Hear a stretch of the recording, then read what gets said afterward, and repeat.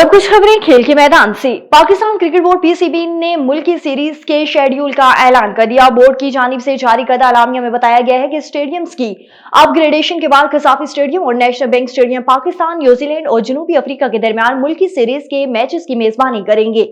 ये series single match की बुनियाद पर 8 से 14 फरवरी तक खेली जाएगी, जिसकी इब्तदाई 2 मैचेस लाहौर के कसाफी स्टेडियम जबकि आखिरी लीग मैच और फाइनल कराची में खेला जाएगा। पाकिस्तान और न्यूजीलैंड के दरमियान पहले मैच से सीरीज का आगाज हफ्ता 8 फरवरी को कसाफी स्टेडियम में होगा। पहली गेंद दोपहर 2 बजे करवाई जाएगी। फिर 10 फरवरी को न्यूजीलैंड का मुकाबला जनूबी अफ्रीका से होगा। इस डे मैच का आगाज भी 9:30 बजे होगा। इन 2 मैचों के बाद एक्शन कराची मुंतकिल हो जाएगा, जहां पाकिस्तान 12 फरवरी को नेशनल बैंक स्टेडियम में डे नाइट मैच में जनूबी अफ्रीका से मुकाबला करेगा, जो मुकामी वक्त के मुताबिक दोपहर 2 बजे शुरू होगा।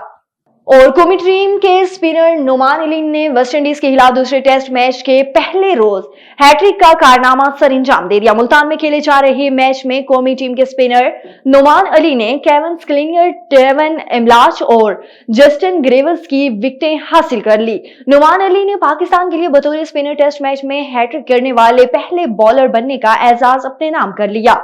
आगे बढ़े, आपको बताएं कि पाकिस्तान की वेस्टइंडीज के खिलाफ दूसरे और आखिरी टेस्ट मैच की पहली इनिंग्स में बैटिंग जारी है। दूसरे और आखिरी टेस्ट में वेस्टइंडीज के बाद पाकिस्तानी टीम भी पहली इनिंग्स में मुश्किलात का शिकार है और इसकी 3 विकेटें सिर्फ 25 रन पर गिर गई हैं। मुल्तान के इंटरनेशनल क्रिकेट स्टेडियम में खेले जा रहे मैच में पाकिस्तान की जानिब से पहली इनिंग का आगाज कप्तान शान मसूद और नौजवान बैटर मोहम्मद हुरैरा ने किया।